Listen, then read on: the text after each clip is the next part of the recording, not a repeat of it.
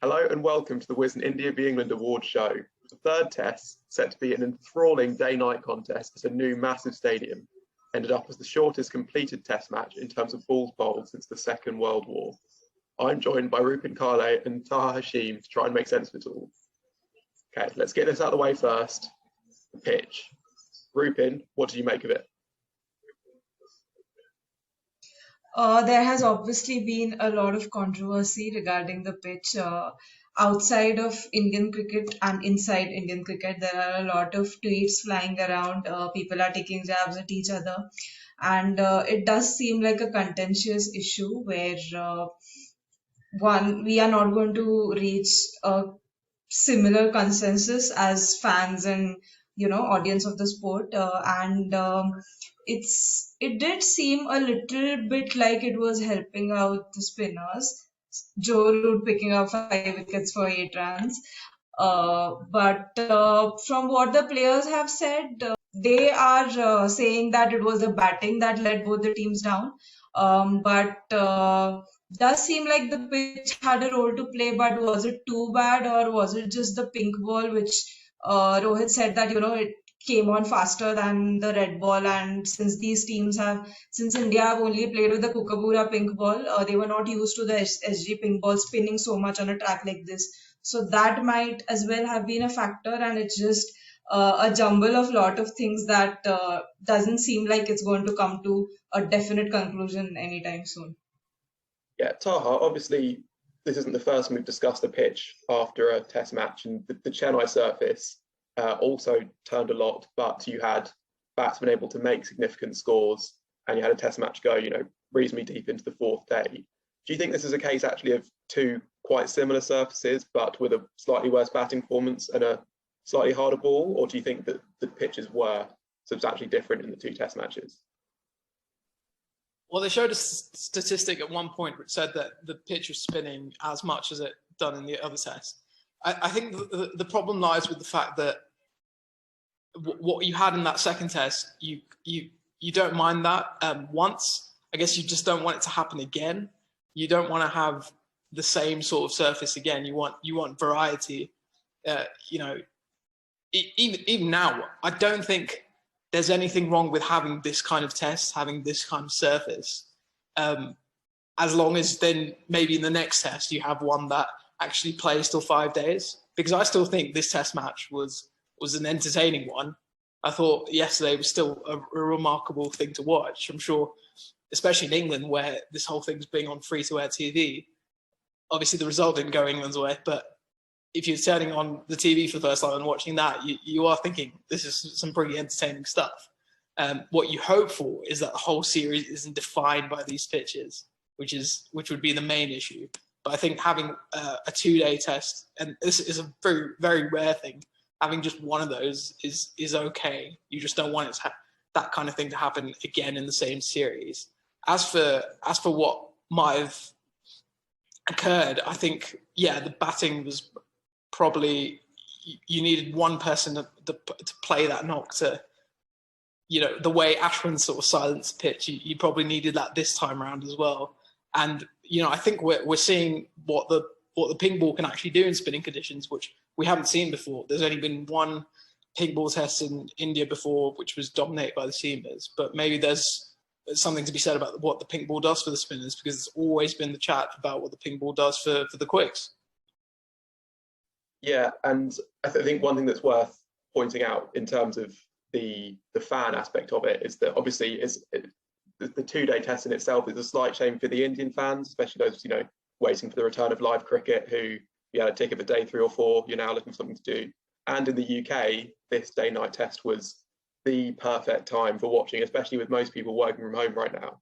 Having Channel 4 on in the background with a game that starts at 9, ends at 4:30, then you can kind of do your work between 4:30 and 5:30 when you clock off, would have been perfect. And it's a shame, just even if it's not the pitch's fault, it's a shame that it's only gone 2 days, just because of those twin aspects of fans watching it live and the UK fans not being able to watch it. So we've had to give it the Iceland Volcano Award for ruining our plans. That's the Ahmedabad Stadium. So we shouldn't focus too much on the pitch anyway, because both teams were playing on the same surface. England won the toss. India played very well, and two men in particular played very well. Yeah, Rohit Sharma, once again, we have to talk about him, because I have to be honest, I have been among the people who have not yet been sold on him as a test batsman, but he has definitely shut me up with his knocks in the last two games. And in this game in particular, his knock just helped set the tone. It was so important that he got stuck in there, and he would like to give him for this is the Rohit Sharma award for just batting on a different surface, because he just seems, when we talk about talent, we always talk about Rohit's talent in terms of his technique, his ability to just, play these amazing pull shots and time these amazing sixes. But I think what we don't talk about enough is his ability to adjust. And that also comes under his talent, and like the way he sees the ball, the way he understands the pacing of the ball. And he adjusted to the pink ball better than everyone else in this test.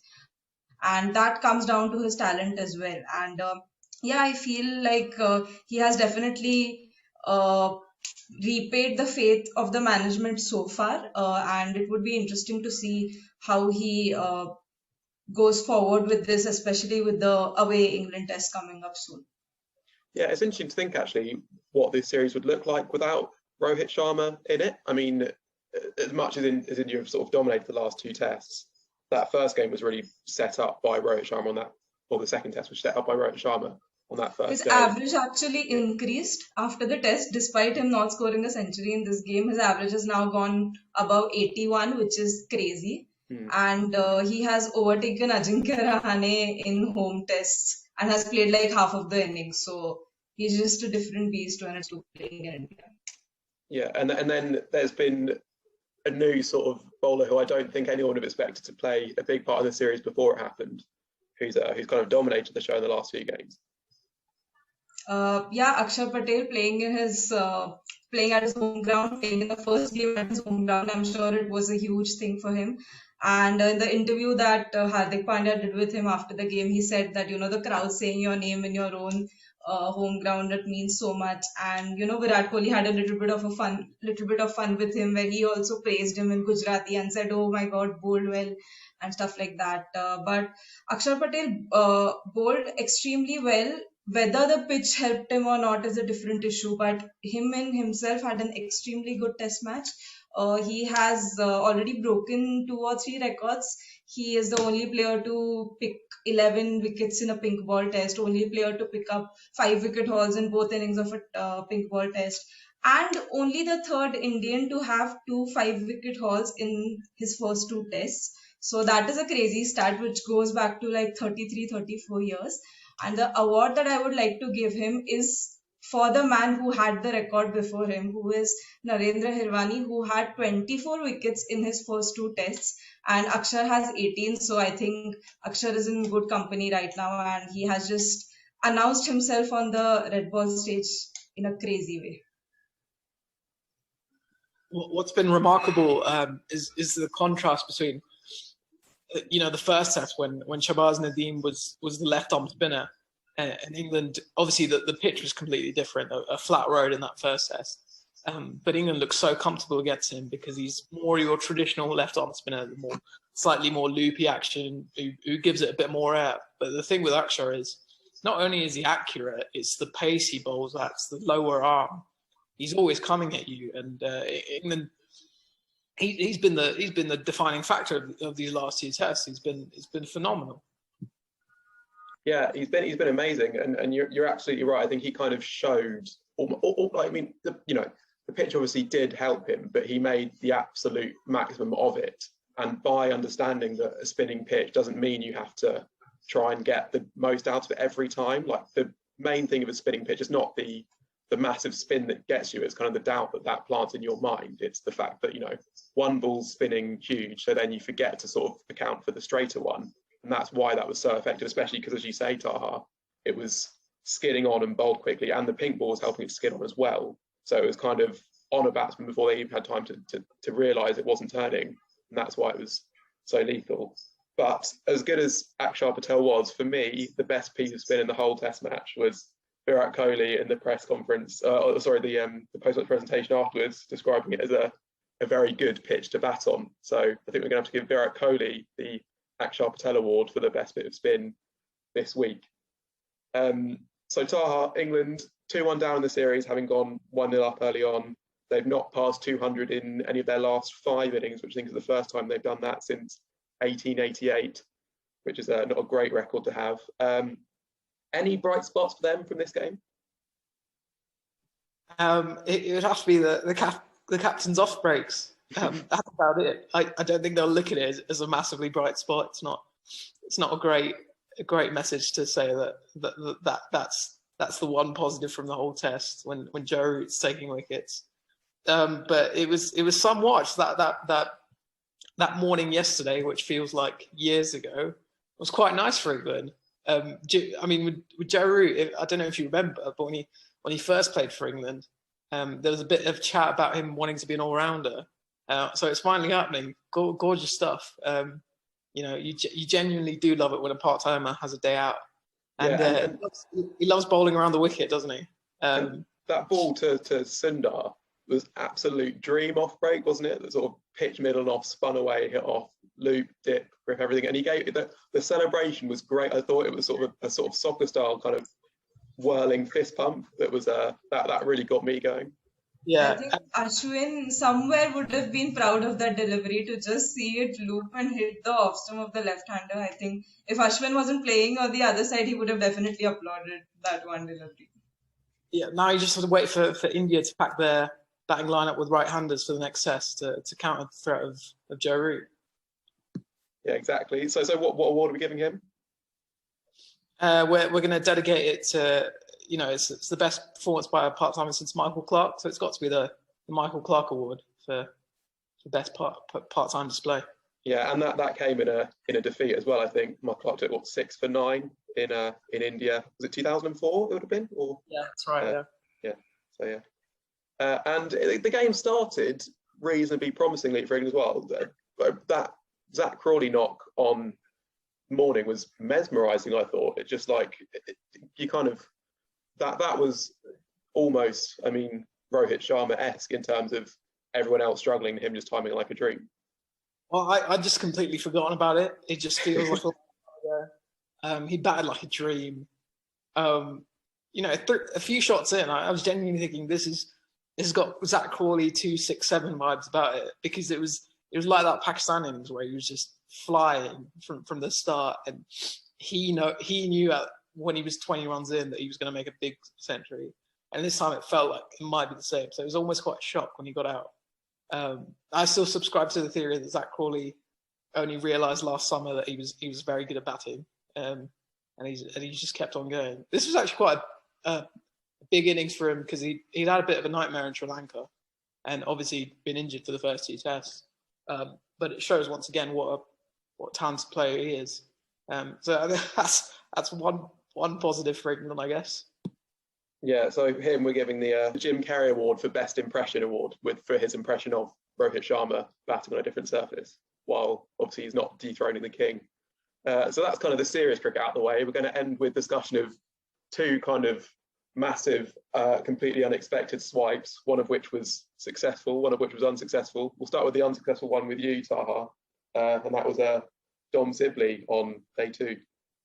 Yeah, I mean, it sounds faintly ridiculous, but because he only made 7, but for a brief few moments, it genuinely looked like Dom Sibley alongside Joe Root was going to rescue England in that second innings.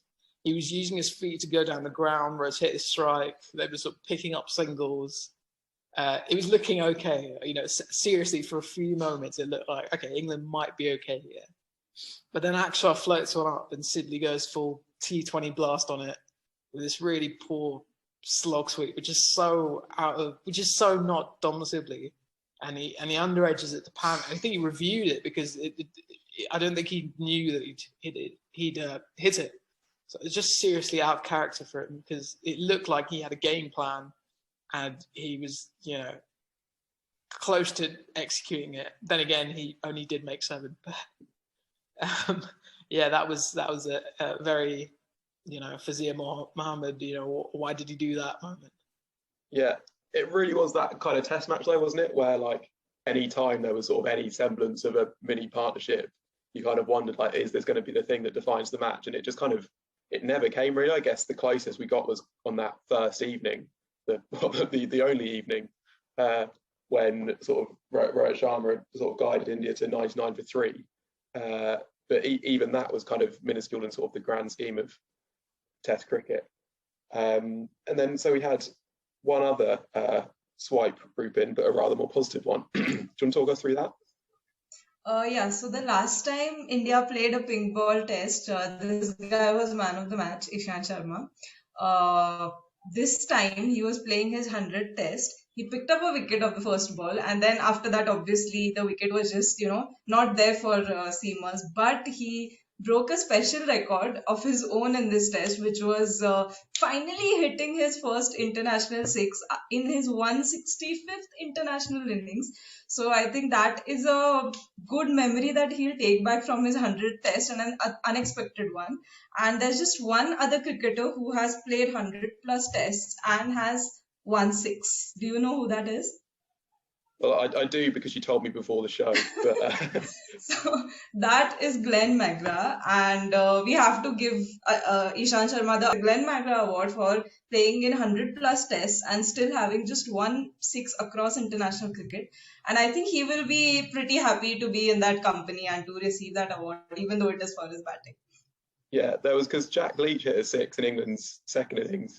And so going into the final innings of the game, we had the strange scenario where it had been like a batting minefield for 1.5 days, and yet the 2 players who managed to hit 6s were Jack Leach and Ishant Sharma, neither of whom had hit a 6 in international cricket up to this point, which kind of sums up how strange the whole Test match was.